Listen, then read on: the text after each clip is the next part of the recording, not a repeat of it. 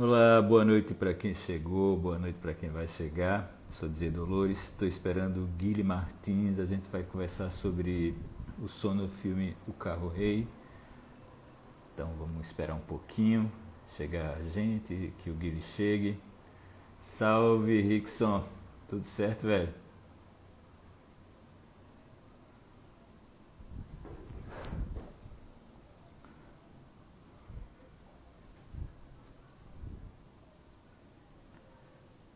Ah, vamos só esperar um pouquinho para da gente, para a gente poder começar, inclusive para o próprio Guilherme entrar.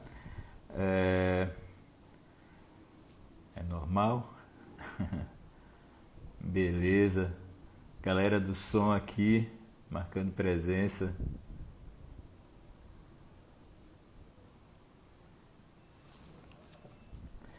A gente. Cadê o rapaz? A gente deve começar, sei lá, um pouquinho, cerca de 1 hora, mais ou menos. E, e daí vai ser importante. Chegou o Guile.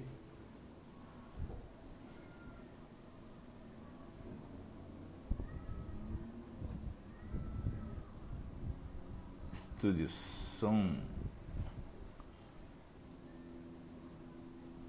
Ah, rapaz, como é que faz pra entrar? Guile, pede pra entrar, por favor. Pede pra entrar na conversa. Eu esqueci desse detalhe.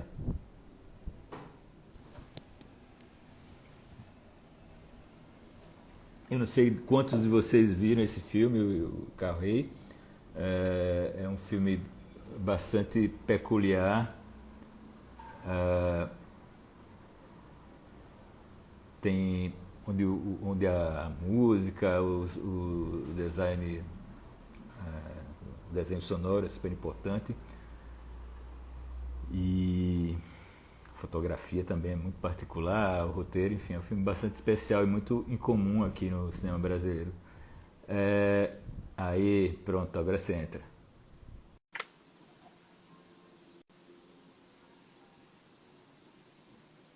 Ei, Angela, bacana.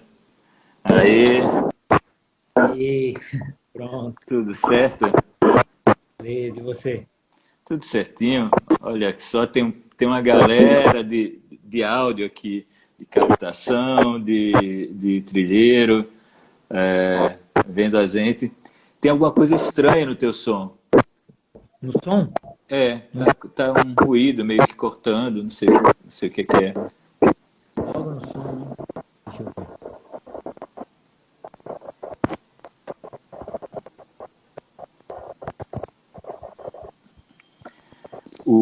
Eu vou fazer uma breve apresentação. O, uma- Nós temos uma coisa em comum, nós jogamos em várias posições no audiovisual. O Guilherme, além de trabalhar com desenho de som, ele também é roteirista, montador, diretor, que mais? Tu fez trilha sonora também, né? Tu ganhou um festival de Brasília com trilha sonora. E, e cara, teu som tá muito estranho, tá tendo um retorno. Será que você talvez um fone ajude aí? Boa dica aí. É isso.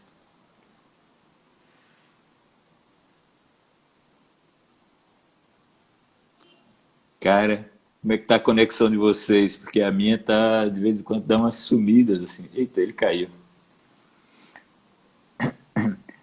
E eu acho super importante quando você tem a compreensão de várias atividades que envolvem um produto de audiovisual, né? Então, se você, mesmo que você, sei lá, é músico, mas se você souber ler um roteiro, se você tiver ideia de como funciona a montagem, o que é exatamente a direção, tudo isso daí contribui bastante para que o seu trabalho, né, você saiba se colocar melhor dentro da equipe, porque afinal fazer um filme não é um trabalho solitário, é um trabalho que envolve muita gente, muitas cabeças e cabeças criativas, tal.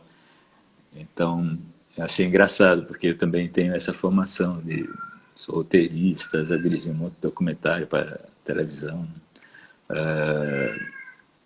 Monto minhas coisas, mas mais videoclipe, nada tão importante. O Guile montou um filme que eu gosto muito, que é o Baião, do Marcelo Caetano. Vamos ver, ele está entrando de novo. Melhorou? Como é que tá aí? Tá melhorzinha. Mas eu Melhor acho sim. que porque eu acho que está tendo algum problema de conexão também. É, E eu sim, estava sim. falando aqui que eu descobri que você montou o Baião, né? Que é aquele curta do Marcelo Caetano. Eu gosto muito daquele filme, cara.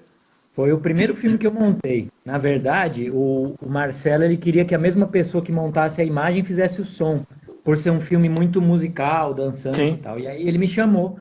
Eu não, eu já trabalhava com som, mas nunca tinha me arriscado na montagem, a não ser para as minhas coisas mesmo, né? E ele falou, ó, tem que ser a mesma pessoa e quero que você monte. Eu pensei bem, falei, nossa, será que eu vou dar conta de montar? E foi um processo muito legal. É um grande Acabou. filme. E você É, também teve. Você ganhou algum prêmio com a montagem do Baião, não? foi lá em Brasília. Foi lá em Isso, Brasília. isso, isso. Caraca, Aí foi cara, foda. bem antes de ganhar, bem antes de ganhar prêmio de som, eu ganhei prêmio de montagem, sendo que foi o primeiro filme, né, que eu montei. Mas aí depois Mas, dele eu montei alguns. mas a primeira coisa que você faz é como roteirista e diretor, Eu né? fui estudar cinema porque eu gostava de escrever muito. Então, experimentei bastante escrita. Só que aí logo na faculdade foi isso, assim, descobri que escrever com som também era muito legal, né? Então acho que profissionalmente eu comecei fazendo som direto, na verdade.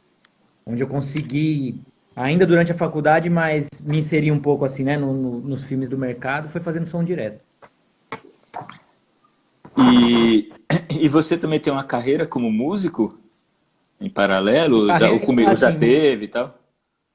sempre que eu até comentei com você, né, que a gente tinha uma banda de punk rock na adolescência que era muito ruim, não foi pra frente, mas eu sempre gostei muito de música, mas acho que assim, como hobby, paixão, já fiz algumas trilhas, mas acho que não posso falar como uma carreira como músico, só que eu gosto de ter sempre a música perto, assim, sabe? Instrumento.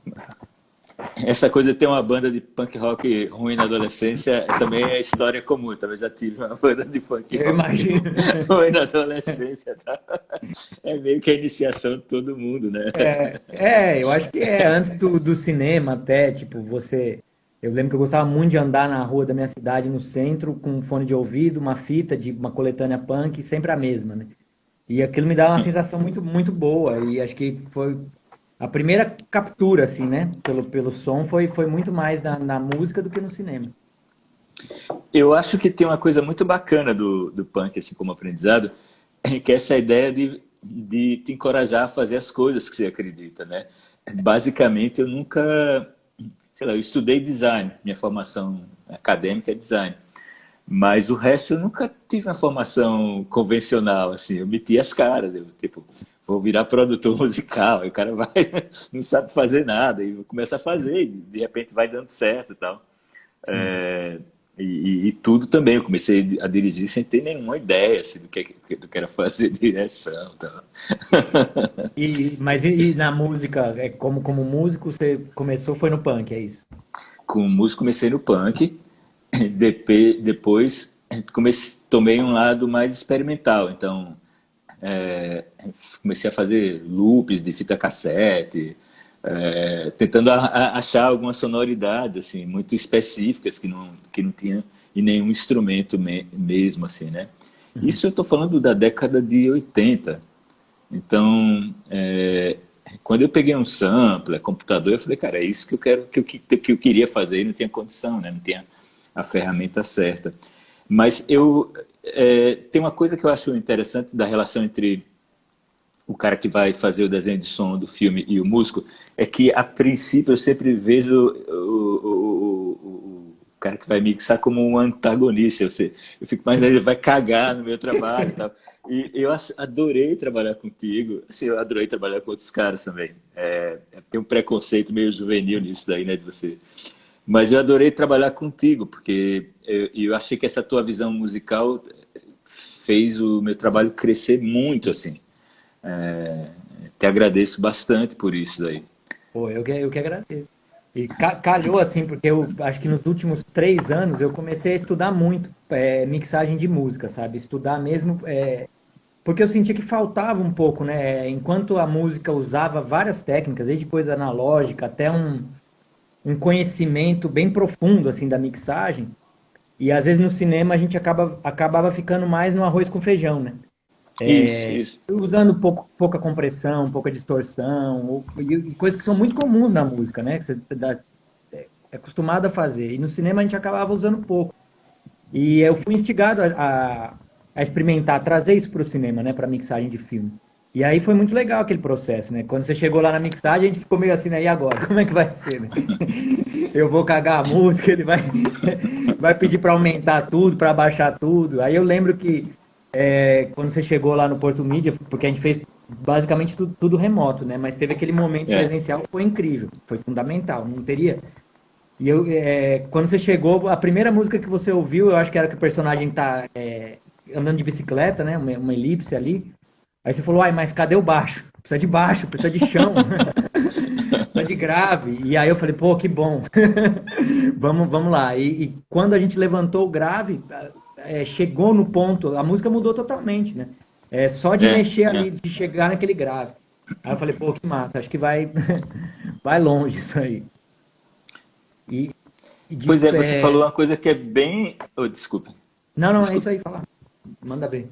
Não, você falou uma coisa que é bem importante. Teve um momento, eu comecei a fazer trilha há muito tempo, assim, na verdade, né? Na década de 90 ainda. E teve um momento que eu fiquei surpreso que eu descobri que não havia uma masterização do filme.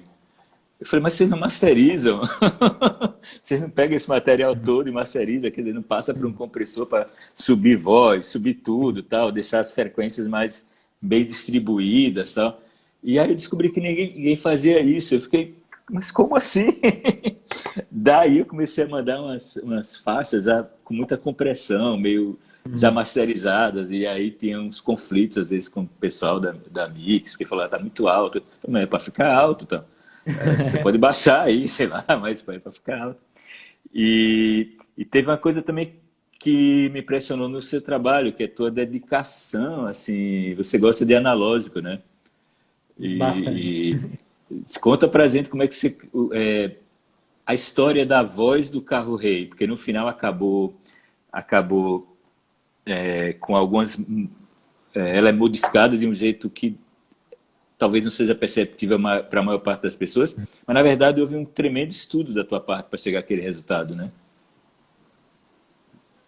Sim, eu acho que a gente começou, inclusive, a trocar ideias na questão da voz, né? Experimentar a coisa antes do filme estar até com o corte fechado, estudar possibilidades para como fazer essa voz do carro, que para a Renata era muito importante, né?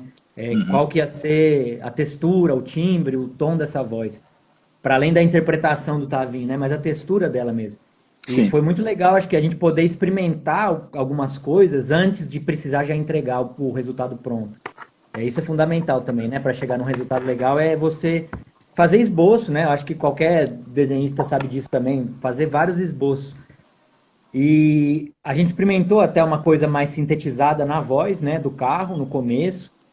E aí que era mais digital, né? digital, exatamente, mas robô, sintética, vocoder e tal, que ficou legal, né? Eu tinha gostado do resultado, mas a Renata vendo e conversando com algumas pessoas falou que a voz do Carrey ela não podia ser maior do que a dos outros personagens, no sentido de que ela não podia estar numa esfera muito longe da dos outros personagens. Então tinha que trazer mais para perto. Aí eu falei, pô, vou ter que experimentar com outras coisas, né? E uma coisa que o Ben Burt, né, o editor de som do Guerra nas Estrelas, fala, que quando ele vai pensar num som de ficção científica, a primeira coisa que ele faz é pensar, pô, mas se essas máquinas existissem no mundo real, como que elas iriam soar, né? Que mecanismos elas teriam ali para soar de verdade? E eu fiquei pensando nesse Uno, é um carro, um Uno que fala. Ele não tem um computador de bordo, né? Não é um Tesla, que aí sim justificaria uma voz mais eletrônica, sintética. É um Uno meio velho. E por coincidência, um amigo meu estava me oferecendo um reverb de mola, que ele tinha lá, um reverb de mola antigo, que ele falou que foi do Fernando Catatal. Não sei se é verdade ou não. Ah! Catatal Quando, também é outro apaixonado por essas coisas, cara. Eu não sei se é ou não. É um reverb de mola simples, para ligar uma guitarra, que é o quê? Ele produz uma sensação de reverb fazendo o som passar por umas molas. E aí eu falei, pô, eu acho que faz sentido, porque essa voz do carro-rei ser uma voz mais metálica, né? Que vem de dentro da lataria dele. E tem um efeito que é obtido de uma maneira mais orgânica, por máquinas mesmo, máquinas analógicas, quase que tem cheiro de metal esse som, sabe? Aí eu experimentei passar a voz por esse reverb de mola e rolou muito bem, assim, apesar dele ser bem sujo, sabe? Sim, Então sim. eu não podia usar o sinal puro do reverb de mola, eu tinha que botar só um pouquinho, só um tempero ali. Mas quando eu escutei junto com o reverb de mola, chegou numa sonoridade que eu não esperava, estranha até, mas um estranho bom, que eu achei que combinou com o filme. E na primeira parte do filme, antes dele sofrer a metamorfose, né? Que depois eu queria que você falasse sobre a música também dessa metamorfose, quando o Zé Macaco transforma o carro, que eu acho uma trilha incrível. Até aquele momento, a voz dele é basicamente isso: é o sinal limpo, gravado em estúdio, misturado com um reverb de mola e um pouco de eco de fita também. Mas, ou seja, são equipamentos analógicos, são máquinas antigas, né? Que trazem esse timbre um pouco mais. Porque é isso, é um filme de ferro velho, né, Dolores? É um Uhum. filme muito de ferro velho. Então, acho que essas máquinas mais antigas encaixaram. Não daria para usar em qualquer filme isso. Eu acho que no Carro Rei caiu como uma luva, assim. Foi um encontro bom. É um filme de gambiarra também, né? De Porque é gambiarra, tudo exatamente. improvisado, é tipo ficção científica de Caruaru, ali, É na isso. cidade do interior de Pernambuco e tal.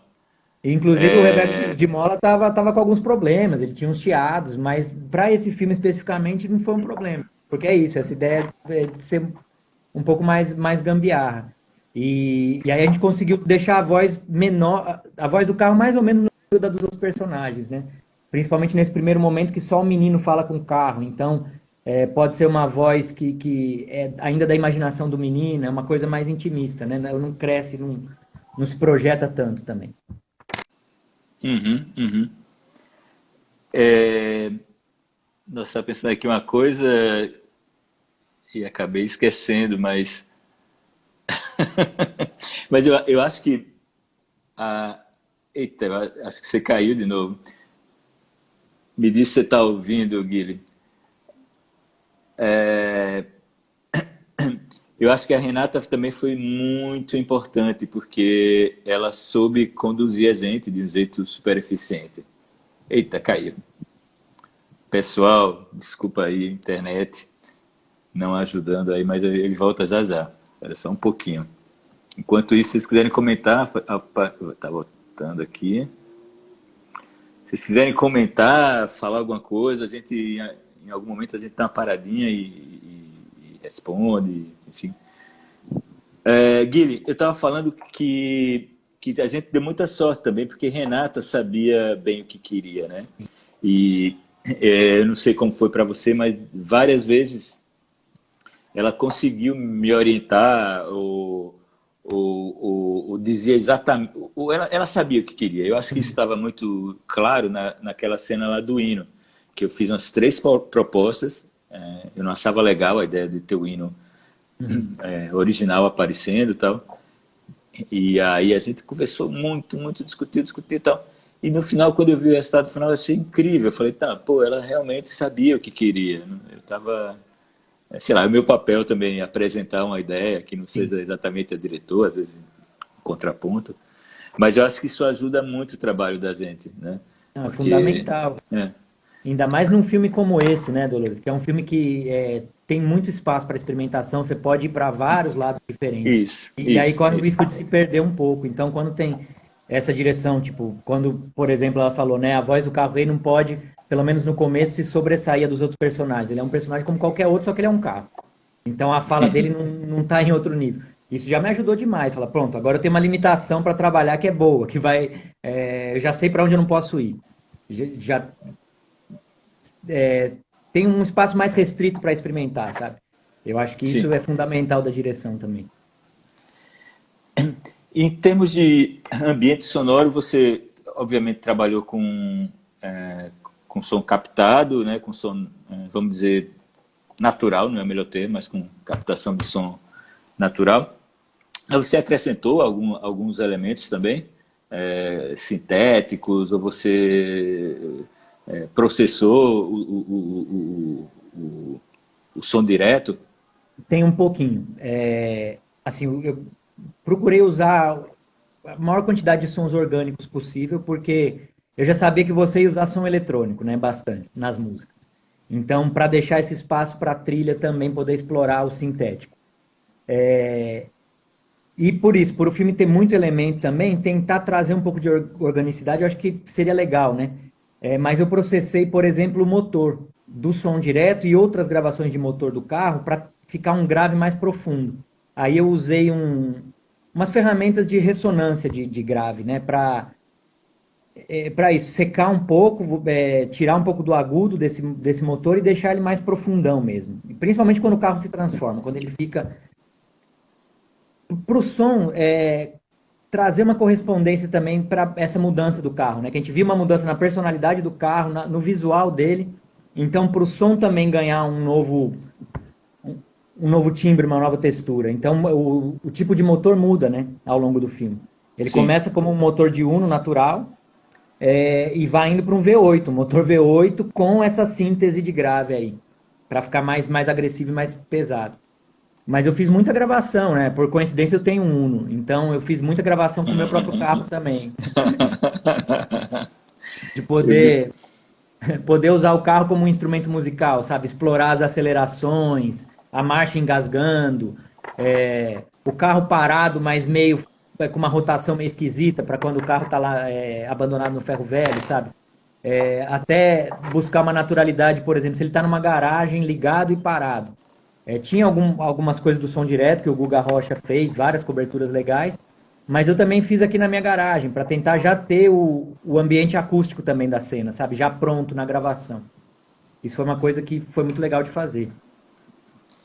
Eu queria voltar a esse assunto, mas antes responder aqui ao Vitor Hugo, que também é trilheiro lá do Rio, super dedicado. Ele fala que essa trilha daí é bem diferente do que eu costumo fazer, porque é toda sintética.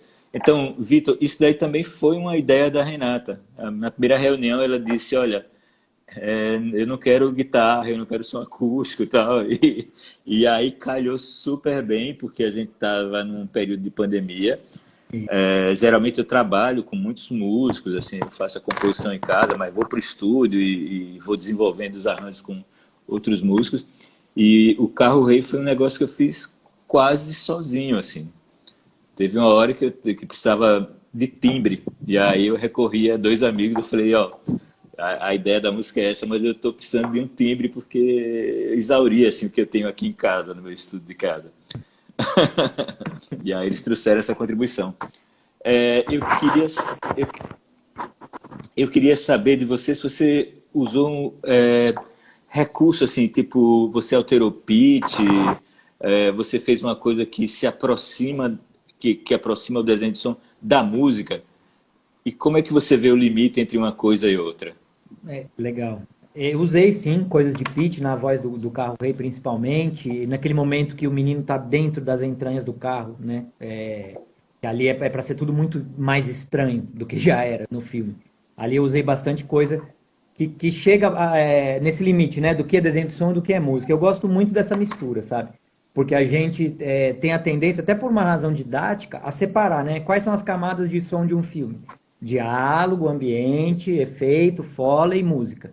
E elas não se tocam, não se misturam. Mas na verdade eu gosto. Por exemplo, sei lá, quando um pássaro sai gritando e de repente o grito desse pássaro vira um grito de sintetizador, ali no mesmo timbre, uma coisa se transforma na outra, sabe? Eu acho que isso enriquece muito o filme. É lógico que não é em todo filme que dá para fazer, nem em toda cena, né? Que você consegue esses atravessamentos.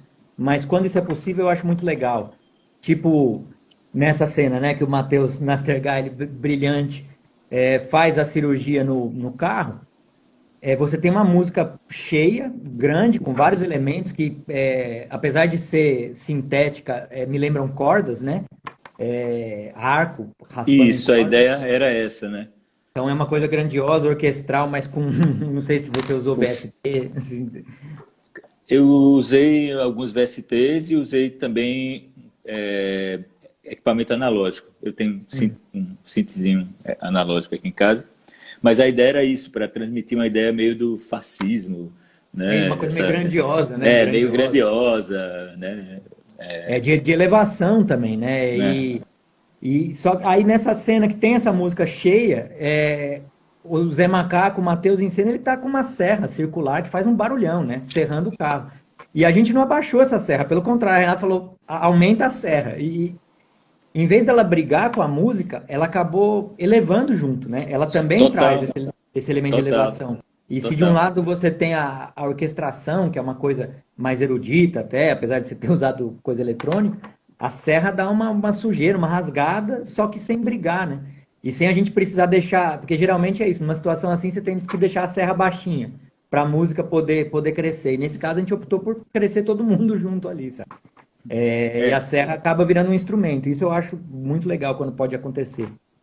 ficou bem impressionante. Quando eu vi, eu fiquei, caramba, como ficou massa essa música, mas eu não me lembro de ter feito isso aí. Ah, a serra. De Tem, fato, tem foi uma coisa, né? Quando esses sons se misturam, eles chegam num tipo de sensação que é difícil explicar, né? Com palavra, definir, e não dá para prever, né? Ah, vou construir essa sensação. Não, é uma coisa que quando você liga todos esses sons ao mesmo tempo, às vezes eles se potencializam, não sei. Que foi o que aconteceu na cena da Serra. É uma alquimia quase. é, eu faço essa coisa de trilha sonora há muitos anos e de um tempo para cá eu fui descobrindo um negócio bem importante que é o minimalismo e que é me meter também no desenho de som.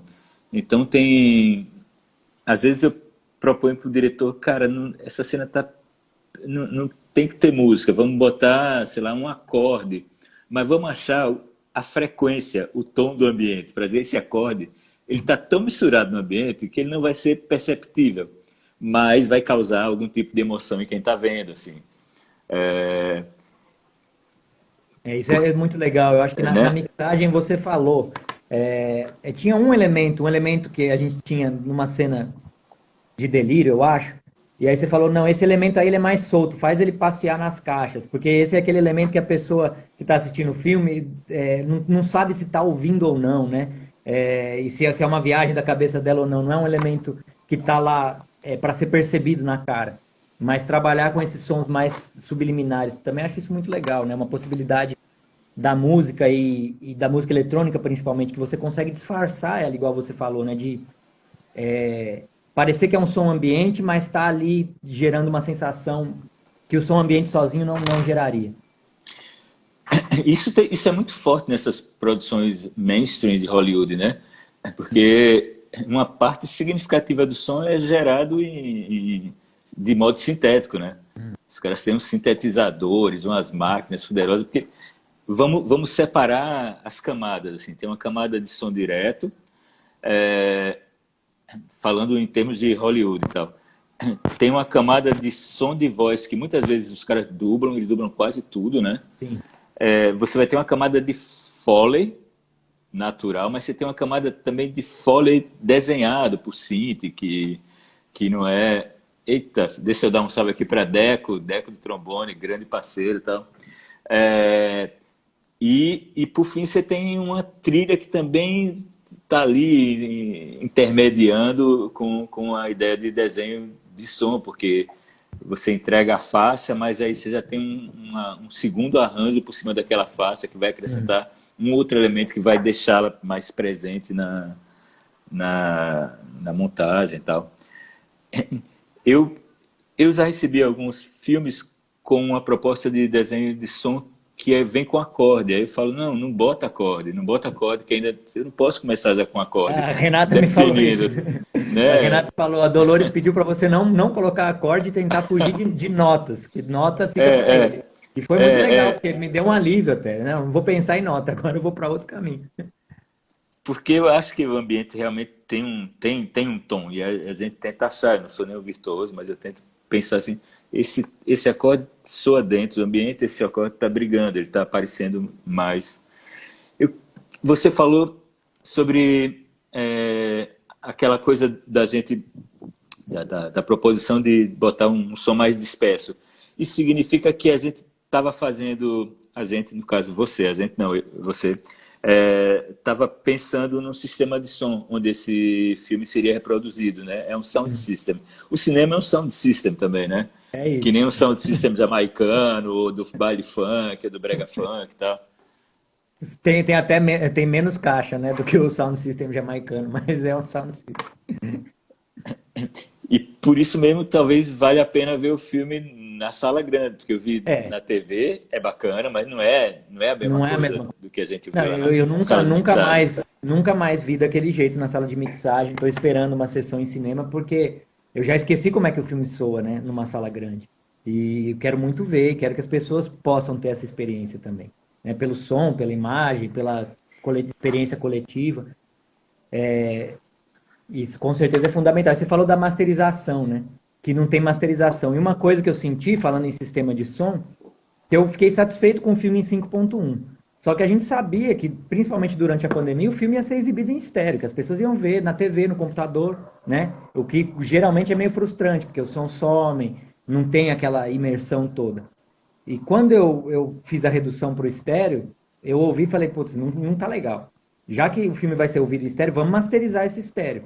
Isso foi uma coisa que eu nunca tinha feito antes, de pegar o filme inteiro e ir parte por parte, sabe? Não, nessa parte aqui, o sinal que está no surround, eu vou ter que subir ele mais, porque eu não quero perder.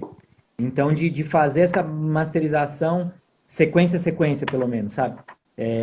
Nas cenas de música, por exemplo, no estéreo, eu aumentei bastante, mais do que no 5.1. Para ele soar bem no estéreo também, né? Nunca vai ser a Sim. mesma coisa, mas para a pessoa que está vendo no computador poder ter um pouco da experiência. E mesmo assim é difícil, né? Quando eu assisti no Canal Brasil na TV, eu fiquei agoniado aqui em casa. Foi. A gente fica frustrado, né? É. É, Cara, isso acontece também em sala de cinema, assim.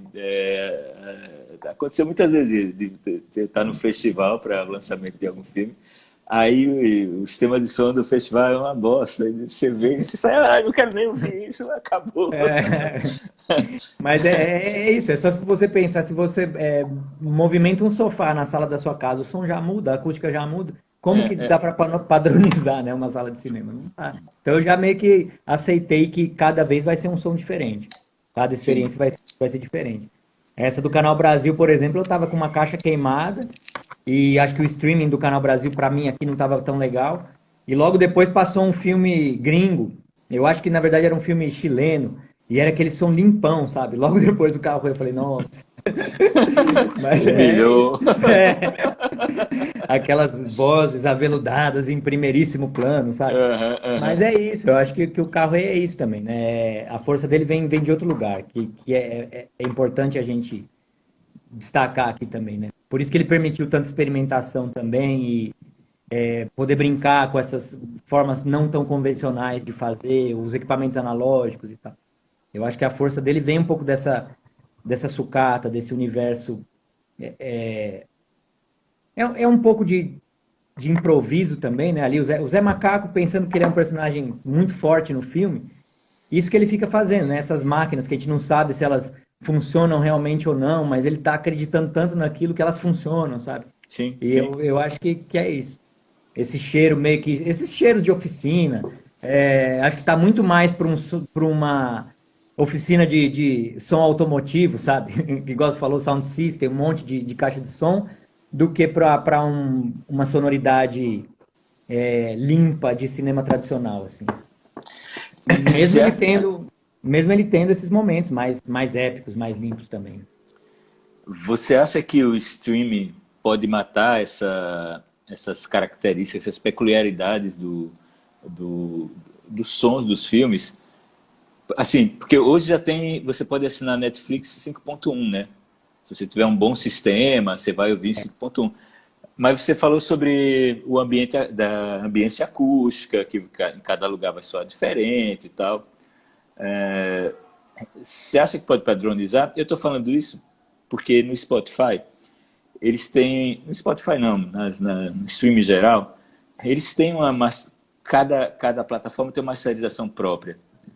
E Uhum. você percebe diferença. Assim, como colecionador de vinil, gosto muito de música acústica, gosto muito de jazz. Uhum. Cara, os pratos somem no Spotify. É um negócio horrível, tá? Porque eles dão a outra masterizada para quem está ouvindo no headphone e às vezes até Uhum. nesse tipo de fone, que não Isso. é, né? Para que fique mais adequado. E aí meio que destrói toda uma concepção de mixagem, né? Você teria alguma coisa desse Ah, eu nisso? acho assim, para quem tiver a condição de ter um sistema 5.1 em casa, que não seja aquele, não precisa ser aquele sistema enorme de cinema, mas um sistema em 5.1 que dê um pouco de imersão, eu acho que não vai perder tanto. Mas eu sempre, porque eu me acostumei a editar já o filme em 5.1, sabe, Dolor? Eu não edito em estéreo para depois ir na mixagem e descobrir o 5.1. Eu gosto de já explorar essas caixas todas, esses espaços, enfim, profundidades já na edição, para já experimentar como ele deve ser, como seria o resultado final. Então eu sempre sinto que perde.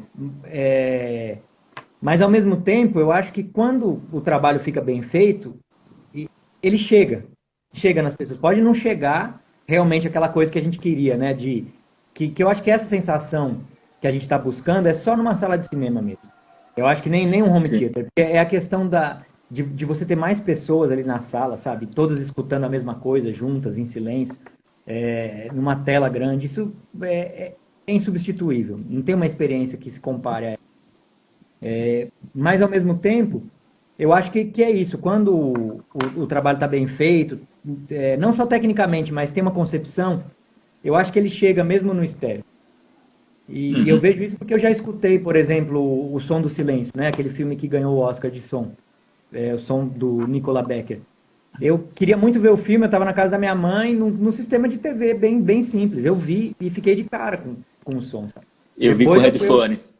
depois eu procurei assistir aqui para entender como que o trabalho tinha sido feito e tal.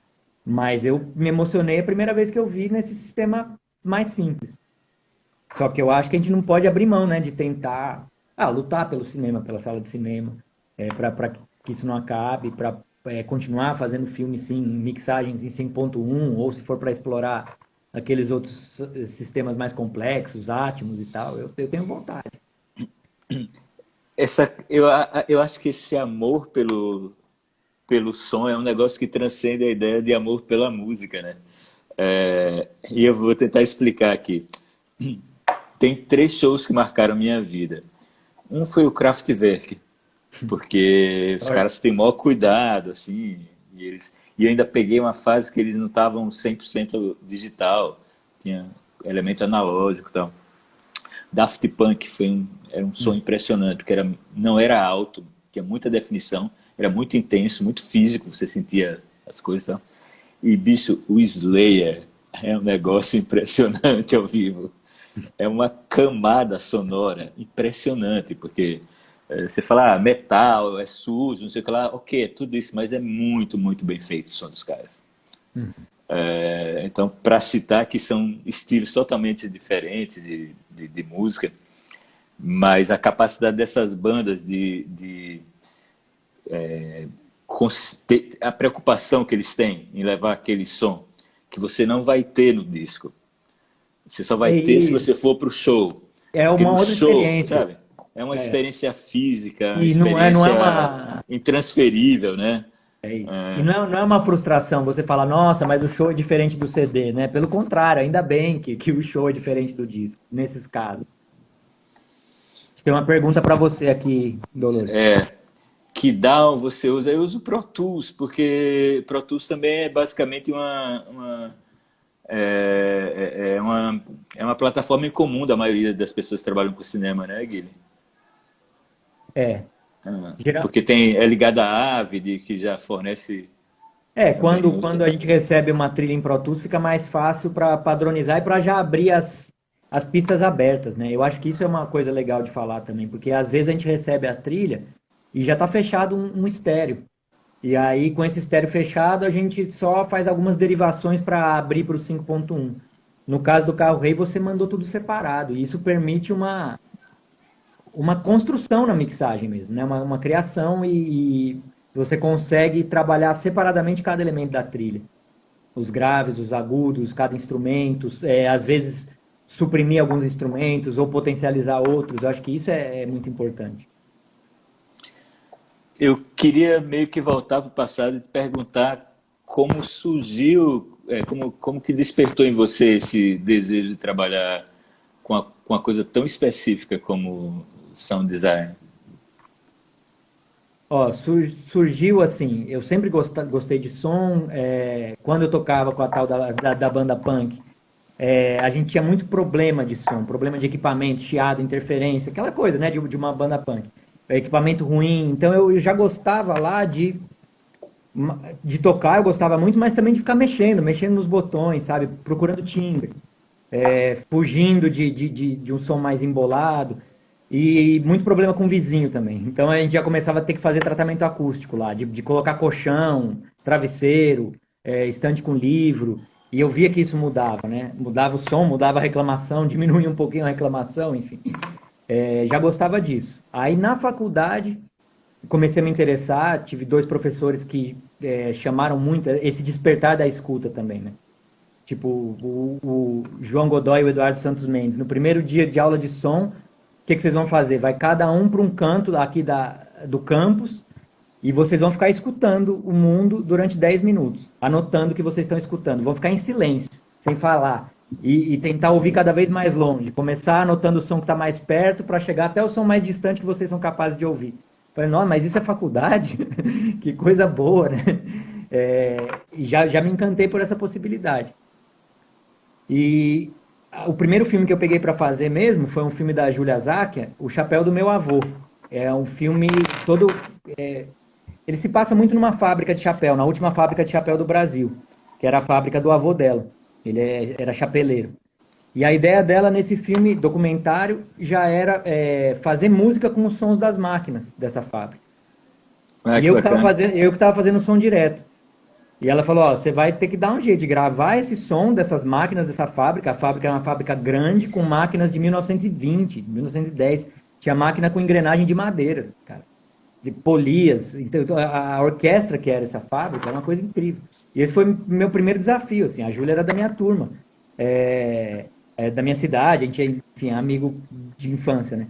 Então tinha essa possibilidade de eu ficar o dia inteiro na fábrica, com o microfone. E eu não sabia para onde ir, né? Mas sabia que eu tinha que ficar gravando esses sons. Já fui jogado no universo que eu tinha que encarar a fábrica como uma grande orquestra, as máquinas como instrumentos musicais, e dar um jeito de gravar isso de várias posições diferentes, encontrar sonoridades sempre diferentes em cada pedaço das máquinas, depois jogar isso no computador e criar algo parecido com uma música, ou que trouxesse alguma emoção, né? Que não fosse só um som realista da fábrica. E quando a gente viu que dava certo, sabe? Que às vezes você mexer no pitch de uma máquina, você fazia ela parecer um coração, sem ter que usar aquele clichê do barulho do coração, tum-tum, mas era um barulho de máquina. Putz, isso com 19 anos, sabe? É um negócio que arrepia. Fala, porra, a gente conseguiu fazer criar isso, uma sensação com o som que a gente gravou. Não precisou pegar de nenhuma biblioteca, recorrer a muita coisa. Aí eu acho que não parei mais. Daí eu fui fazendo todos os filmes da minha turma, assim, passava as noites no estúdio da ECA, mexendo, e isso dentro da faculdade, né? Sem receber por isso. Por querer aprender e amor mesmo. Acho que é isso a palavra. E já era um estúdio digital ou analógico?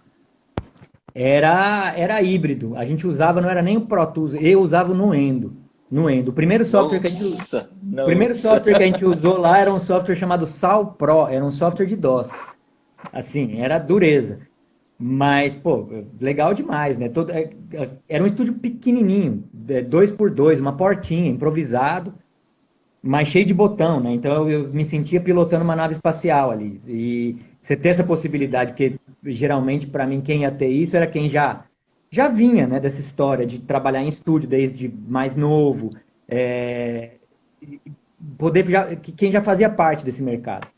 E como ali era um estúdio laboratório também, um estúdio sala de aula, a gente se apropriava daquilo e se sentiu o máximo, né? De poder pilotar aqueles botões, apertar aquilo tudo, ver o som acontecer, ouvir mais alto, né? Olha, Raiz da Terra eu acho que é para vocês daí. Fale um pouco sobre a paisagem sonora de Carl Rei e do nosso Brasil atual. Vocês acham que as máquinas estão vociferando? Máquinas de agro, da mineração? Raíza é minha companheira. É, essa coisa da paisagem sonora é interessante, né? Porque eu tive uma experiência esses dias aqui em Goiás com a paisagem sonora. Porque a gente fala paisagem sonora, para mim já me vem na cabeça mais assim, natureza, né? Os pássaros, o vento e tal. E eu precisava fazer umas gravações da paisagem sonora do Cerrado. Eu fui com meu sobrinho, um equipamento de gravação de som estéreo. A gente foi de carro tentar fugir de qualquer som de trânsito, estrada. E a gente conseguiu chegar no meio do mato ali, que estava sem ligar o equipamento. Tava um som de natureza pura, muita cigarra, bem agressivo assim, mas só natureza, pássaro e tal. Era a boca da noite. Quando eu liguei o equipamento, a estrada não parava. A estrada estava o tempo todo ali no fundo, como que fazendo uma pressão, sabe? Uma pressão. Era volta de feriados, tinha muito caminhão. E a gente escutou umas motosserras também. Aí eu falei, pô, tá tudo estragando o som, cara. Eu queria um som de natureza pura. E a gente tem esses sons das máquinas vociferando, tipo a motosserra. Aí eu falei, pô, peraí, mas isso aí tá falando do mundo que a gente tá vivendo agora, né? A paisagem sonora não tem como escapar de tudo isso que está acontecendo. Sim, sim. Ela, pelo contrário, ela também responde a isso. E aí a gente fica pensando nisso, né? Essa coisa do agronegócio, então o cerrado, às vezes você sai para gravar o som do cerrado, você vai gravar só som de trator. E a devastação, né? O que ficou de cerrado é aquelas reservas que as fazendas têm que manter, por exemplo, para não tomar multa, eles mantêm uma reserva particular ali, mas se você for numa reserva dessa com um microfone, você não vai ouvir só a natureza, você vai ouvir as máquinas, vai ouvir essa devastação mesmo. E eu acho que é importante essa questão da gente tentar lutar também pelas paisagens sonoras. Esses dias eu estava ouvindo uma gravação que eu fiz há 10 anos atrás no sertão de Alagoas. E é um silêncio muito grande, que eu não sei se eu consigo mais obter isso, pelo menos por aqui, assim. Silêncio entre aspas, né? Porque o É, silêncio mesmo não existe, né? é isso, é um silêncio barulhento. Você conhece aquela história de John Cage, que ele vai numa câmera de silêncio absoluto e aí ele ouve a pulsação do corpo e tal, né? E houve o grave da pulsação e o agudo do sistema nervoso, né? Da eletricidade no cérebro. Eu acho Ou seja, sensacional esse negócio. é É, incrível que no silêncio a gente ouve o nosso próprio corpo, né? Então não tem mais experiência de silêncio pra gente. é, eu acho que tem uma coisa que mexe com para as pessoas que estão aqui vendo a gente, que não são exatamente profissionais, técnicos e tal, mas tem uma coisa muito legal como experiência para vocês tentarem, que é arrumar um gravadorzinho, botar um fone bacana e ligar dar o rec do gravador e experimentar ouvir o ambiente processado por ele, sabe? Porque todo mundo em algum momento da vida já ficou fascinado quando pega um microscópio e descobre que tem um mundo que seus olhos não acompanham. Quando você pega um microfonezinho qualquer, um gravadorzinho qualquer, tal, é, que é mais potente do que o teu ouvido, é muito bacana você descobrir que o mundo tem um monte de som, que tua acústica, que teu desenho acústico não é capaz de captar. É uma grande experiência. Outra grande experiência que também é muito simples de fazer é, se você está viajando, quando você entrar num quarto de hotel, bata a palma num ponto do quarto, ande um pouquinho, bata a palma no outro ponto, você vai descobrir que o som é diferente e é diferente da sua casa. Talvez uma das coisas que mais me chama a atenção quando eu mudo de uma casa para outra é o som. Eu fico um tempão meio desorientado, assim, porque a acústica é outra, as coisas reverberam de forma diferente e tal. Nossa orientação no espaço, né? Ela é feita pelo som. A gente pode não se dar conta, mas a gente se orienta no espaço pelo som. Não tanto quanto um cego, mas a gente fica totalmente perdido, né?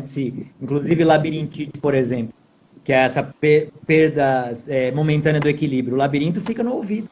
Ele é um nível de pedreiro ali, aquele nível que o pedreiro usa para saber a inclinação do chão. A gente tem um desse no ouvido. E é o responsável pelo nosso equilíbrio.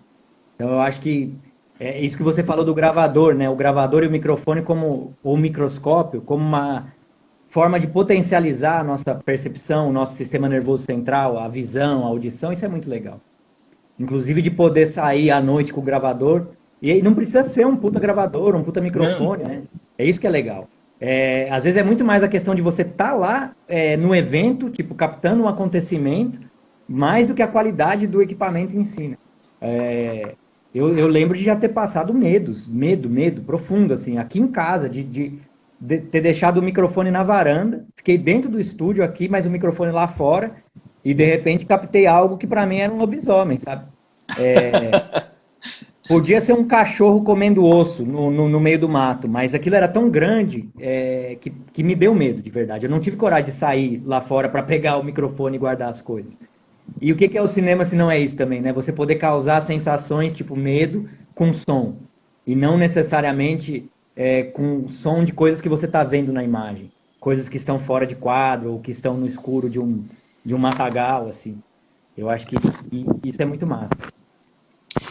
você recomendaria algum podcast que seja tipo só baseado, cuja narrativa seja só baseada em som?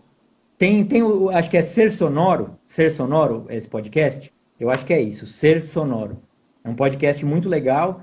E recentemente tem uma série da Apple TV chamada Calls, vou escrever aqui, que é só som. É uma série com episódios, atores e tudo, mas é só som. E eu acho que o podcast é Ser Sonoro. Essa série eu não. Calls? Que Calls. bacana. São ligações, então é um som basicamente com aquele áudio de telefone, mas você escuta algumas coisas no fundo. É uma série meio de terror, ela é um pouco sinistra. Você escuta coisas no fundo, mas nunca em primeiro plano. Só que gera. Nossa, eu fiquei muito agoniado. E passei para os meus alunos também, eles ficaram, que quiseram ver mais e mais. A única imagem que tem são gráficos meio que das ondas sonoras, sabe? Mas você não Uau! tem. Você não Coisa vê uma. radical, cara. É radical. E eu estava conversando até com a Raíza, né? Eu acho que a pandemia potencializou um pouco a nossa relação com os sons e com a escuta. Todo esse consumo mais intensificado de podcast, que não existia antes.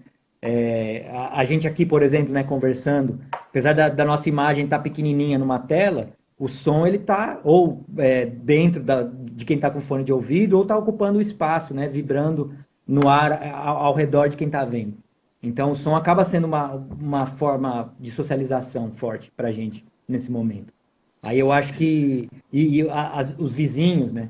A gente começa, já que a gente não pode sair, não está vendo muita gente, a gente começa a se ligar na movimentação sonora ao nosso redor. A gente está ouvindo mais ou prestando mais atenção nisso. Eu acho que Sim. isso é importante perceber. E talvez por isso essa série tenha surgido e outras vão surgir, retomando um pouco a ideia da radionovela, né? Que é uma coisa que Sim. caiu em desuso, mas que foi fundamental para a formação de técnicas do desenho de som.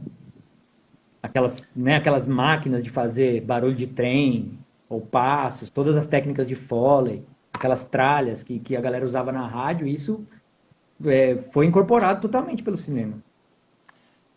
Tem aquele cartoon, que eu acho que deve ser da década de 60, talvez até 50. Como é que é o nome dele? Charles Boing Boing. Você lembra disso? Que o Não, menino é um menino que quando fala, ele faz sons de coisas. Então ele fala, sai o som de uma locomotiva, e tal. E daí ele não fala nenhuma palavra. Ele só se comunica com ruído. através de ruídos, assim, É engraçado. Aqui no Brasil tem um podcast muito legal chamado Rádio Escafandro, que o Não conheço. cara... Você conhece? Não, conheço não. Vou anotar. Ele basicamente um podcast de reportagem, mas ele valoriza muito o som. Então, tipo, o cara, ele faz as entrevistas, mas aí já eu tenho a impressão de que ele tem um canal à parte para botar o som ambiente, e isso dá uma consistência muito, muito grande à reportagem, porque tem uma condução que parece de ficção por causa Uhum. disso daí, né? Que te envolve de uma maneira, estou falando de um jeito positivo, assim, te envolve Uhum. muito mais do que se fosse uma reportagem só seca, baseada em É isso. palavras, assim. Te Eu acho que é joga no isso. espaço, sabe? É Ali no essa lugar, coisa sabe? da palavra, né? Da gente construir narrativas não verbais também através dos sons, porque som não é só palavra. A gente está acostumado a muitos filmes e novelas, enfim, que são. O som é basicamente fala, fala, fala, fala, algum efeito sonoro pontual e música, mas você não tem uma construção de ambiência, de foley. Então, acho que essas formas não verbais de explorar o som, elas te envolvem, porque é isso, né? É muito diferente você ouvir alguém falando e, além de ouvir o que essa pessoa está falando, você escutar o ambiente onde ela está. Aí, de repente, ela está falando e você está escutando morcegos passando, sei lá. Já é outra sensação, né? Ou pássaros, ou uma locomotiva, ou uma estrada longe, não sei. Cara, e por que que o som não é tão valorizado assim nos festivais de cinema? Porque nem todo festival é muito mais comum você ter destaque para melhor filme, melhor ator, às vezes fotografia, né? Fotografia também geralmente é Uhum. da parte mais, vamos dizer, entre aspas, técnica e tal, ainda. Mas nem todo festival tem essa preocupação em dizer, cara, É, tem. esse som, essa música está contribuindo muito para a Uhum. narrativa. É que eu acho que o som ele entra por outro lado, né? Que é como se a imagem entrasse pela frente, pela razão. O som ele tá te envolvendo de todos os lados e você não percebe o que ele está fazendo. É, e ao mesmo tempo, se você tirar o som, acabou a magia, né? De um filme, de vários filmes. Mas ele te Sim, leva sem você saber.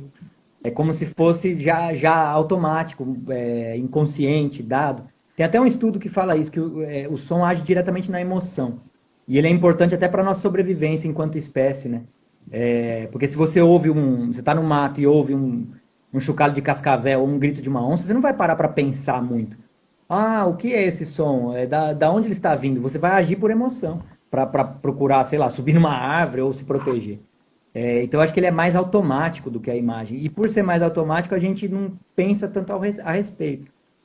E eu acho que eu sinto falta, assim, pô, imagina aulas de som no ensino fundamental. Você tem umas aulas de som, de despertar a escuta, sabe? Essa coisa de vamos ouvir a paisagem sonora. E a criançada adora isso, sabe? Ou escutar através de um gravador, e a gente não tem muito isso. Então é como se o som dos filmes fosse uma coisa já dada.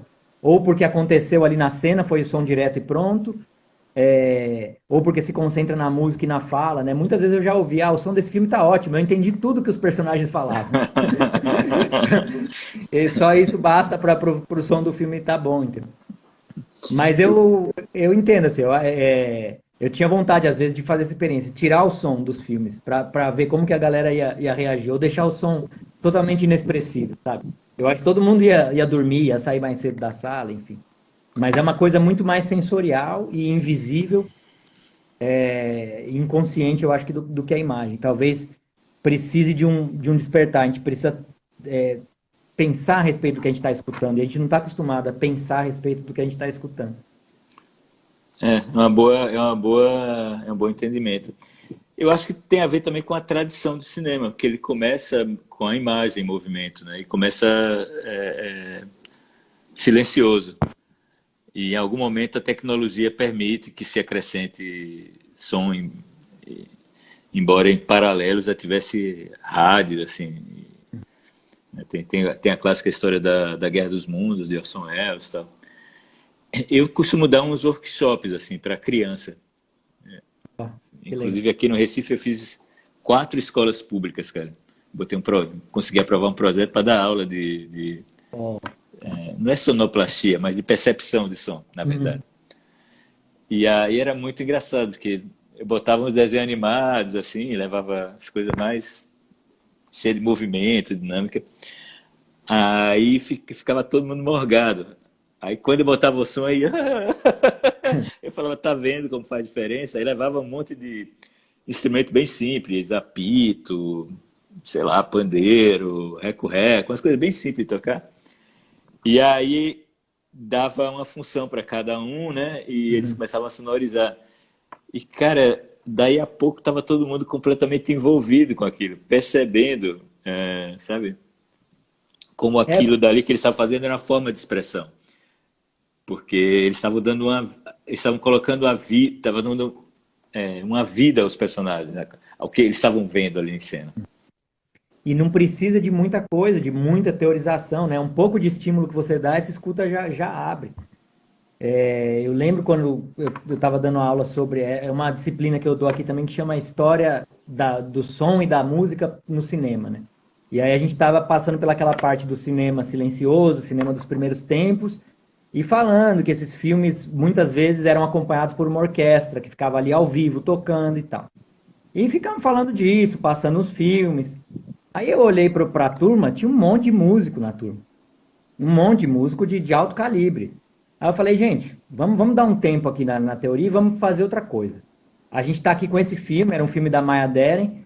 Na próxima aula, cada um vai trazer algum objeto de casa, ou um instrumento musical, ou um objeto mesmo, e que a gente vai fazer ao vivo a trilha sonora desse filme, aqui na sala. Ver o que acho que uma experiência parecida, né, que você fez com as crianças aí. E a gente não parou mais. Foi até o fim do semestre, foi aí que nasceu o projeto da Onomata Orquestra, né? Que é uma orquestra que faz ao vivo não só a música, mas os ruídos também de alguns filmes. Que legal. A gente tenta ensaiar sempre, e todo ano uma apresentação. Agora a gente vai fazer um projeto remoto, que vai ser um vídeo, né? Vai ser um vídeo um pouco diferente dessa apresentação ao vivo. Mas rolou muito bem. E a partir do momento que as pessoas pegam isso que você falou, né? Um instrumento, seja esse instrumento uma colher, uma panela, e fazem o som em sincronia com a imagem, e isso faz com que quem está assistindo perceba esse som como pertencente a essa imagem, é muito legal. Né? Fala, pô, eu fiz o som do filme aqui, ó, com uma colher, e criei relações, né? De sincronia, de intensidade, de movimento, sei lá. Que massa.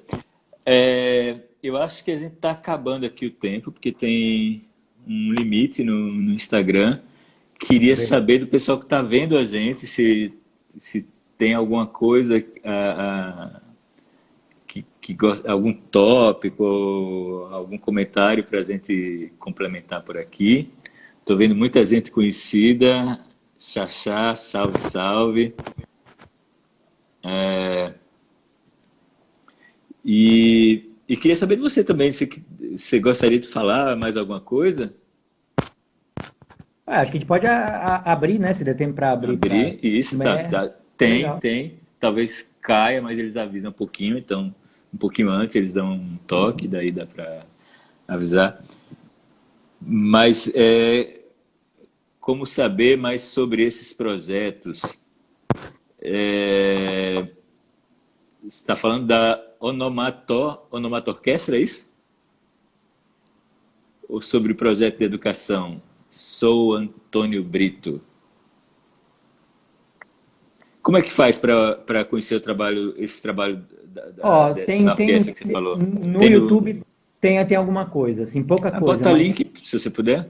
vou colocar, deixa eu ver aqui.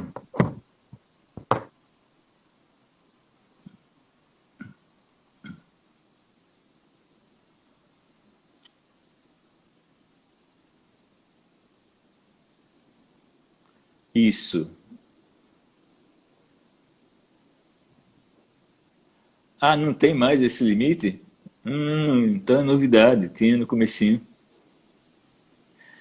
O que eu fiz aqui no Recife não tem no YouTube. Foi uma coisa presencial, não foi registrado e tal. Eita,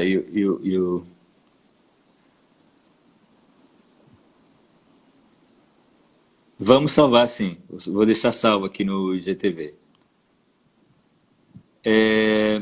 Guile, volta aí porque você caiu.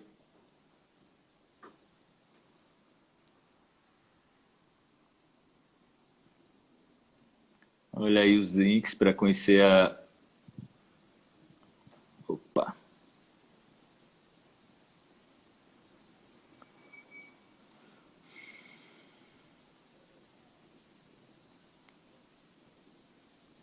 É porque eu saí para botar o link e aí acho que Ah, tá. caiu, mas já voltou. Voltando ao Carro Rei, incrível a campanha que o filme está fazendo, né? Porque está circulando muito no exterior. Eu fico tão orgulhoso disso daí. Também, muito. Está circulando em festivais de filme de filmes fantásticos, de ficção científica e tal. Então, conseguiu achar o seu nicho, que é um troço muito importante e tal. E, e eu acho interessante também a resposta de muita gente que fala, ah, foi o melhor filme que eu vi esse ano, tá? É, porque trabalhar com cinema fantástico é um prato cheio para quem trabalha com som, né? Demais, demais. Que é isso. Você não só pode, como deve criar outras realidades, né? Sair um pouco do realismo. Porque o realismo é ótimo, é difícil de fazer, mas ele acaba limitando às vezes. E quando você pode sair dele, quando você é estimulado a sair dele, é muito legal.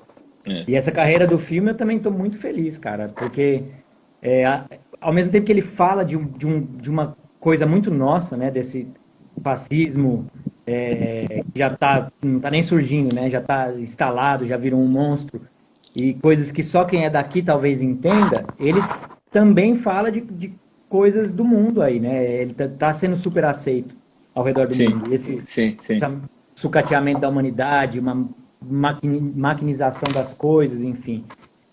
Então isso é legal, né? Não é muito fácil acontecer isso. Às vezes o filme ele pega muito aqui, mas lá fora não, por ser muito específico de um território, de um contexto. E o Carro Rei tá surpreendendo nesse sentido, eu acho massa. Eu acho que tem um paralelo com Bacurau, pelo fato dos dois serem filmes de gênero, assim. E quando você tem essa gramática do gênero, fica mais fácil de se atingir um público internacional, né? Eu acho que essa sacada de Renata também foi muito inteligente, Uhum. de falar o que ela se expressar, o que ela quis dizer, através de um gênero específico, assim, então. E aí ele tem o gênero, mas ao mesmo tempo ele quebra a regra do gênero. Às vezes ele vai para outros lugares, isso que é massa, né, também. Quebra porque é uma ficção científica de Caruaru, né, cara? Ninguém Pois espera isso. é, ninguém espera. E aí é isso. Em alguns momentos a gente quer construir uma paisagem sonora diferente, aí tem um monte de pardal do som direto, porque Caruaru tem um problema sério de infestação de pardal. E os pardais estão lá, fazem parte da ficção científica também. Tá aí um elemento importante, então. A gente tentou tirar todos os pardais, mas foi impossível. Tá cheio de pardal no filme. Bom, mas faz parte, né, do ambiente. É, as pessoas reconhecem, né? Quem é de Caruaru reconhece aquele som também. Foi legal isso. Guilherme, ninguém está perguntando nada. Ah, alguém perguntou sobre como ver o filme. Eu acho que ele vai entrar em cartaz já já, como a pandemia está começando a relaxar. Acho que foi Paty que perguntou. Paty, você vai poder ver no cinema. A gente recomenda fortemente que você veja no cinema, inclusive. E ah, Guto, quando vocês criam som, vocês têm um ouvinte em mente ou pensam naquilo que vocês procuram, vocês mesmos como ouvintes? Olha, eu acho que tem a ver com a ideia do sistema de som, de onde é que o som vai ser reproduzido. Será que é isso? Tu quer responder, Guto? Ô, Gili, ai meu Deus, Ó, eu acho tô que. ficando doido. Tranquilo, tranquilo. É porque tem Muita Guto coisa. E tem que ler as coisas, falar. Guilherme, é o seguinte, quando vocês criam um som, vocês têm um ouvinte em mente ou pensam naquilo que vocês procuram, vocês mesmos como ouvintes? Eu acho assim, eu tento criar uma coisa que eu vou gostar de ouvir. E penso assim, pô, se eu tô gostando de ouvir, tem mais chance de outra pessoa gostar também. Mas não tento buscar um ouvinte neutro ou unânime, que não existe, né? Porque a escuta é uma coisa tão subjetiva também. Ninguém nunca vai escutar a mesma coisa que eu, que você. Então, às vezes, a gente faz o filme tentando direcionar um pouco as sensações, mas sempre, no fim das contas, cada um vai escutar diferente. Sons que para mim vão ser desagradáveis e que para outra pessoa podem ser relaxantes, né? Tem gente que põe no YouTube lá 10 horas de som de ventilador para dormir e tal. É, mas eu gosto assim, de tentar chegar num som que eu gostaria de ouvir, ou ver, né, num filme. Penso, pô, se eu fosse numa sala de cinema e desavisadamente entrasse nesse filme e tivesse esse som. Eu acho que eu ia gostar. Então eu tento buscar isso. E é claro É, que às vezes filtrando, né, também. Às vezes a gente faz um primeiro tratamento e quando eu vou ouvir no outro dia, eu falo, pô, mas isso aqui tá muito agressivo, tá sobrando muito som, tá tentando empurrar a goela abaixo demais, né? Aí eu tento suavizar algumas coisas às vezes também. Então eu acho que a coisa de às vezes descansar o ouvido, ouvir de novo, passar por vários filtros, né? E no limite também, por isso que eu gostei muito de mixar com o Dolores, por exemplo. Outros ouvidos para o trabalho. Porque a gente não tem como dar conta de tudo. Às vezes tem coisa que a gente já não está conseguindo ouvir, ou já mexeu tanto que não chega mais em lugar nenhum e que outra pessoa às vezes dá uma luz, sabe? Então eu acho importante isso. O ouvido da direção, no caso da Renata no filme, foi super importante. O Serginho, quem acompanhou a mixagem ali, deu ideias. eu penso, é, uma coisa que a gente falou anteriormente, tá? Eu penso muito cada vez mais em situações minimalistas, onde a música ela deixa de ser música para virar som. Quer dizer, é uma música onde o timbre é mais importante do que a ideia de harmonia, de melodia, do pulsar do ritmo, né? E que eu acho que quando você pensa na música como timbre, você pode contribuir de um jeito muito mais poderoso na narrativa, porque você aparece menos. Nem sempre a música é para aparecer, às vezes quanto menos melhor, assim. Eu fico muito feliz quando tem, sei lá, duas notas assim que conseguem provocar um clima que não tinha antes dessas duas notas entrarem. E que certamente o espectador nem vai pensar sobre isso, porque aquilo vai entrar no inconsciente dele de um jeito que ele nem vai perceber, mas ele vai sentir o efeito, né? E às vezes o efeito físico, no caso de um grave muito poderoso, ou ou de um agudo meio incômodo, né? Enfim. E a música, eu gosto muito de músicas que parece que elas vêm de dentro do filme, assim, mesmo que elas não estão sendo tocadas na cena, mas parece que elas surgem de dentro da cena. E acho que isso é uma coisa que não é muito fácil de fazer, mesmo a resposta às vezes sendo o minimalismo, né? Não é muito fácil. Porque às vezes a gente vê algumas músicas que elas se sobrepõem demais ao filme, né? Acho que é isso que você Sim, falou também sim. aí. Que às vezes a música é boa, é bonita, é bem gravada, mas ela chega como um alienígena abduzindo tudo. E eu tendo a gostar de músicas que vão surgindo de dentro. Elas podem em algum momento crescer, mas elas chegaram de dentro. A gente foi sendo convidado também a escutar. Aí eu queria perguntar para você também, quando você vai fazer música sem ser para cinema, o processo é diferente ou é Total. parecido? É Completamente outra coisa. diferente. Completamente diferente. Porque aí eu tô fazendo música para disco, estéreo e para mim, para um público que, sei lá, meu público talvez goste mais de canção, Uhum. diferente. Eu queria contar uma história que tive com a grande Vânia Debs, que faleceu há pouco tempo, tal, queridona, tal. Uma Foi vez minha na professora montagem, também, sério, sério, muito querida, querida. muito querida. Mas uma vez na montagem de um filme do Kiko Goifman, ah, eu tentei convencê-la e o diretor a tirar uma música. Eu falei, olha, essa cena vai ficar muito mais repugnante sem a música, porque era uma cena onde os caras comiam com as mãos e tinha o barulho deles mastigando, né? Então ficava mais nojento, a música meio que encobria isso. Eu dizia, cara, vai ficar mais legal se a gente tirar a música e tal. Mas você queria E tirar uma aí música sua, é eu isso? Você queria queria tirar uma tirar? música minha, porque eu achava que a música estava atrapalhando o poder daquela cena. E a gente ficou conversando um tempão e via e revia. E no final falou, a Ivânia deu a palavra final. Ela falou, não, mas eu montei pensando na música, então a música vai ficar. Mas, mas E eu sou ficou. esse. Ficou. Mas eu sou esse cara assim, que defende, que não necessariamente defende que a música tem que estar Uhum. autônoma, se destacar tal. Eu acho que o que vale mesmo é a narrativa, é a concepção das coisas, é o poder de cada sequência e tal.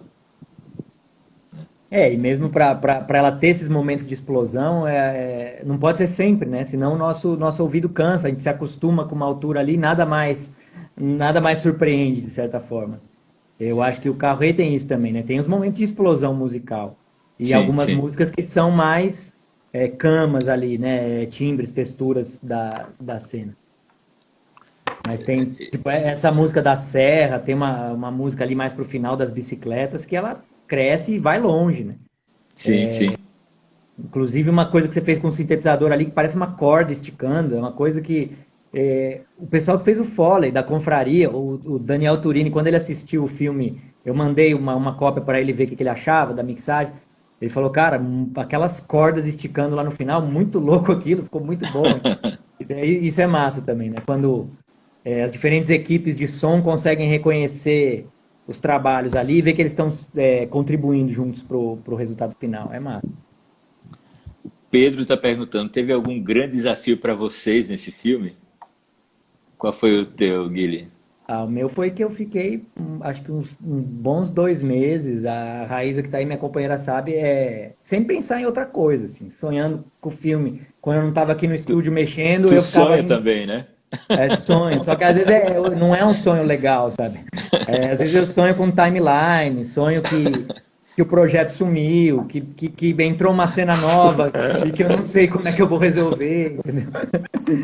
Mas acho que, assim, acho que o desafio, Pedro, foram vários, né? Mas de como poder usar o máximo que eu tenho disponível aqui, desde o meu carro, a paisagem sonora, usar ao máximo, dar o bagaço mesmo do que eu tenho aqui, porque a gente não tinha muito tempo, eu sabia que não ia ter muito tempo de mixagem também, e que era isso, né? Que o filme tinha que sair. Então, por exemplo, mas ao mesmo tempo que foi corrido, teve tempo para fazer um pouco de experimentação, né? Então, algumas cenas ali que os personagens estão falando no microfone, mas não tinha uma caixa de som na cena, mas a ideia é que a voz deles saíssem de uma caixa de som. Eu falei, cara, eu tô aqui, eu tenho uns amplificadores, tem um paredão aqui que eu posso conseguir uma espécie de delay, de eco, né?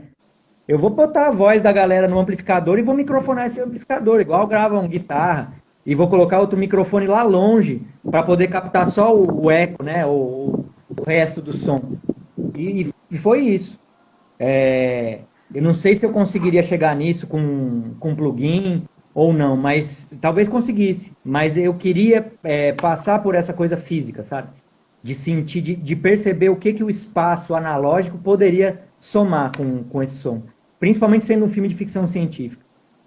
Trazer credibilidade também, realidade, mesmo sendo um filme de ficção científica. Então, explorar essas questões aí, né, da caixa de som, do espaço, o som no espaço, poder gravar um som de longe.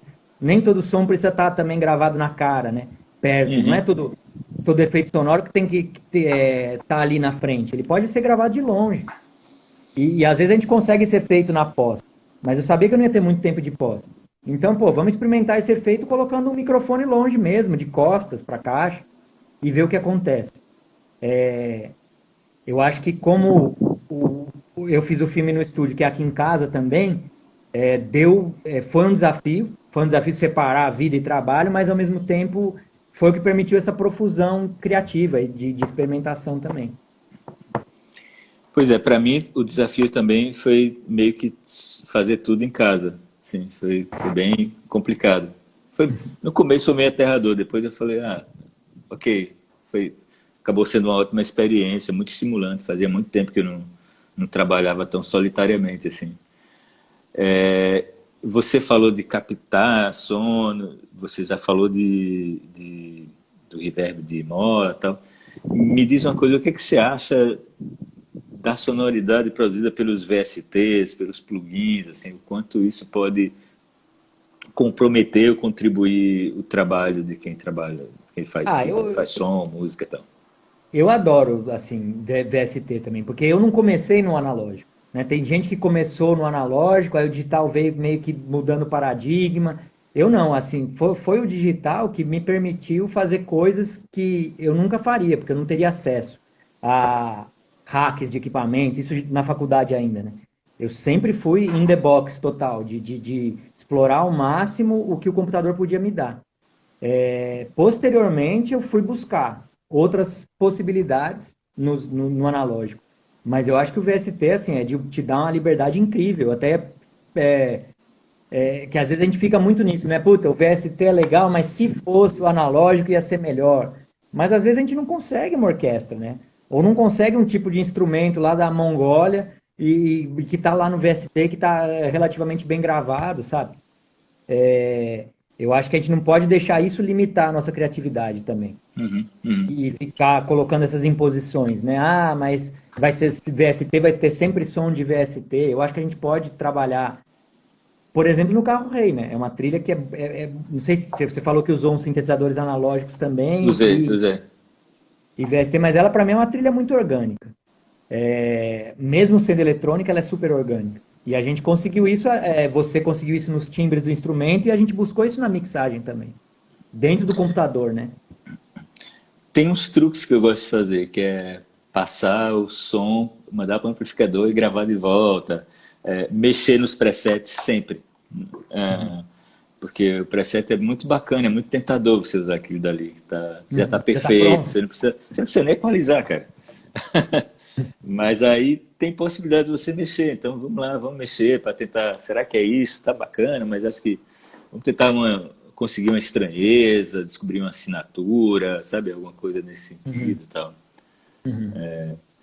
Às vezes é Porque, isso, às vezes é um som que, até quando ele tem algumas precariedades, elas é que trazem uma assinatura também, né? Eu acho que isso é legal. Não sei se você gosta de sintetizador, acho que várias vezes de mexer, você acaba chegando num timbre por erro, por sim, mera coincidência, e aí você fala, nossa, agora não mexe mais, né? E eu exato, acho que exato. a gente tem que aproveitar isso também, esses acasos, porque faz parte da alquimia mesmo desse trabalho, né? E dessa aventura de descoberta. Se tivesse tudo pronto também, todos os presets prontos, não ia ter graça. As É, músicas iam ficar sempre iguais. mas tem um vício, assim, quando você, sei lá, tem essas percussões cinemáticas, né? Cara, é meio muito igual, assim. Então, se Uhum. você não. E ok, ela soa bem, ela soa convincente e tal.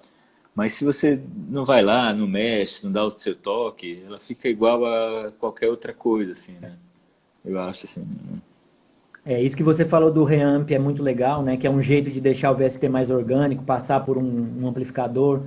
Eu gosto às vezes de misturar, então você tem sons de VST, mas aí uma bateria de VST, por exemplo, uma bateria virtual. Pô, mas vamos, já que não tem como gravar a bateria inteira de verdade, vamos chamar alguém para gravar os pratos, pelo menos. Umas Isso, intervenções nos isso. pratos, outros instrumentos acessíveis, gravar orgânico, né? Gravar analógico, acústico. E somar isso com o VST, aí eu acho que tá o segredo também, né? Você poder ter essa possibilidade de misturar algumas texturas. Que aí é igual o João falou aí, o Pedro falou. Você acaba, ninguém mais acaba sabendo o que é virtual, o que não é. Não tem mais essa. E quando a música é boa, ninguém vai pensar, pô, mas é VST. Não, pô, se foi boa, te pegou, resolveu, né? Eu conversei com o Matheus Alves, que faz alguns arranjos de orquestração, ele fez coisa para o Bacurau, para Aquários e tal. E ele falou que ele nem sempre tem orçamento para trabalhar com orquestra, e ele é de escrever a partitura e tal. E aí ele falou que tem um sujeito que programa, né? Vai lá no VST e faz uma programação minuciosa que dá vida Uhum. àquilo. Eu não sei como ele trabalha, porque isso foi o Matheus contando, né? Que não é, pelo que eu entendi, não é uma questão só de tocar, mas é você realmente ir lá e manualmente mexer nos parâmetros tal, e abrir vários canais, várias camadas, porque você vai ter uma camada só para os psicatos, umas camadas só para um tipo de nota mais longa, nota Uhum. mais média e tal. E aquilo no final acaba soando como uma orquestra de verdade, isso é bem impressionante. Mas não é fácil, né? Não é só ele pegar um Não é preset, fácil, é muita técnica, não, é muita técnica. Mas quando você pega assim de cara, já mete a mão assim, tá, já faz uma coisa, soa muito bonito. Mas aquilo dali é o que todo mundo faz, né? Então, para Uhum. você usar bem, eu acho que realmente tem que estudar muito e tal. E, e para adquirir alguma técnica. Eu fiquei muito orgulhoso uma vez quando eu mostrei para o Naná Vasconcelos. Eu trabalhei, fiz algumas trilhas com o Naná e tal. Que legal. E uma vez eu cheguei com a programação rítmica e ele, quem tocou? Eu falei, não, Naná, programação. Ele ficou assim, eu falei, cara, que orgulho da porra. Enganei o Naná mestre, fala enganei o isso, né? professor, né? É o melhor, melhor aprovação que você podia ter, né? Enfim, mais algum comentário, mais alguma coisa, Guilherme? Ou vamos descansar? Acho Porque que também a conversa tá boa, mas está ficando longa. isso aí. Por mim E tá ótimo, Dolores. Depois a gente então, marca outra. massa, eu vou deixar aqui no IGTV, vou tentar também botar lá no YouTube. Acho que foi uma conversa bem bacana, muito objetiva, uma das melhores que eu já tive.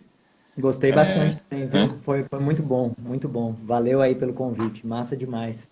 E eu espero lhe encontrar brevemente em alguma próxima produção. E Vamos espero lhe nessa. encontrar em algum breve também, em algum cinema, em algum lançamento importante do Por Carro. favor, vamos assistir.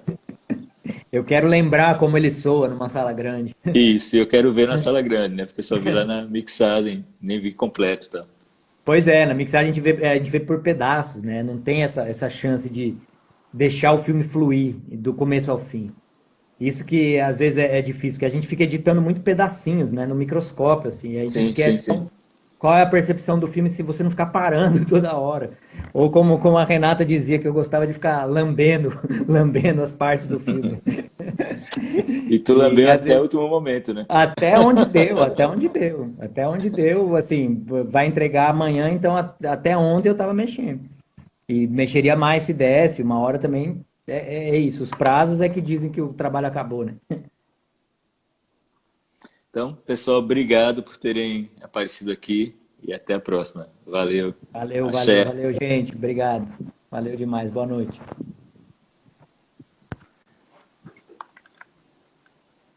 E como faz para fechar aqui, que eu já não me lembro?